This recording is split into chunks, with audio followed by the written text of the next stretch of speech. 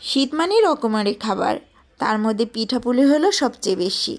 তার মধ্যে হলো হাঁসের মাংস। শীতের মধ্যে হাঁসের মাংসটা একটু বেশিই মজা হয়। তার সাথে সিট পিঠা, চিতই পিঠা, গরুর মাংস, ভর্তা জমে। হ্যালো এভরিওয়ান, আসসালামু আলাইকুম। নীলা ব্লগস থেকে চলে আসলাম। আজকে আপনাদের হাঁস ভুনা দেখাবো। এভাবে হাঁস ভুনা করলে হাত চেটে পুটে খাবেন। এখানে আমি 1 কাপ পেঁয়াজ নিয়ে বেরেস্তা করে নিচ্ছি। বেরেস্তা হয়ে গেলে সামান্য একটু পানি আর লবণ, পরিমাণ মতো লবণ দিয়ে কিছুক্ষণ নেড়ে চেড়ে নিব। তার মধ্যে হলুদ, মরিচের গুঁড়ো এবং ধনিয়ার গুঁড়ো কিছুক্ষণ কষাবো।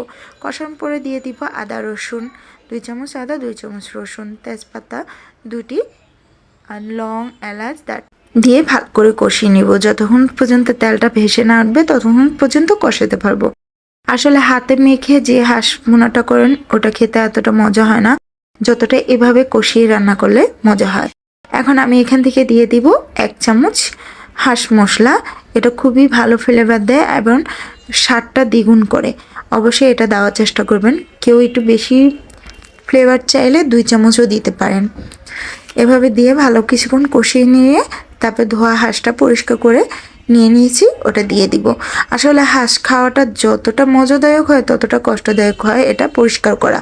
সুন্দর করে পরিষ্কার করে নিয়ে এতটা টাইম লাগে বলার মতো না। তারপরও মুখের টেস্ট বলতে তো কিছু আছে, মজাদার কিছু তো খেতেই হবে। আর শীতের টাইমে না হাঁসগুলো একটু বেশিই মজা হয়। এভাবে বেশ কিছুক্ষণ কষাবো। সামান্য একটু পরিমাণ পানি দিয়ে আরটু কষাতে থাকবো। প্রায় 20 থেকে 25 মিনিট কষাবো। কষানোর কারণে মশলাটা ভিতরে ঢুকে এবং খেতে খুব মজা লাগে। আর যত কষাবেন আমার মনে হয় হাঁসের মাংসের ভিতর ততই মশলাটা ঢুকতে থাকে বা ঢুকে যায়, ভালো লাগে। এখন আমি পানি দিয়ে দিব, পানি দিয়ে ঢেকে দিব। কিছুক্ষণ পরে আবার ঢাকনাটা উঠে নেড়ে চেড়ে দিয়ে তার মধ্যে জিরা দিয়ে দিব। জিরা দিয়ে আমি ঝোলটা শুকানোর পর্যন্ত জাল করতে থাকবো। যখন ঝোলটা একদম গ্রেভি ভাব হবে তখন আমি এটা নামিয়ে নিব আর পরিবেশন করব। গরম গরম ভাতের সাথে খেতে পারেন, চিটা পিঠাতে, চিতই পিঠার সাথে, এমনকি মুড়ির সাথেও খেতে পারেন। সে জমে যাবে। আর চালের রুটি হলে তো কথাই নেই, এত মজাদার একটা খাবার। অবশ্যই এইভাবে ফলো করে আপনি রান্না করে দেখেন। যদি মজা না হয় বলেন, আর যদি ভালো হয় অবশ্যই আমাকে কমেন্ট করে জানাবেন।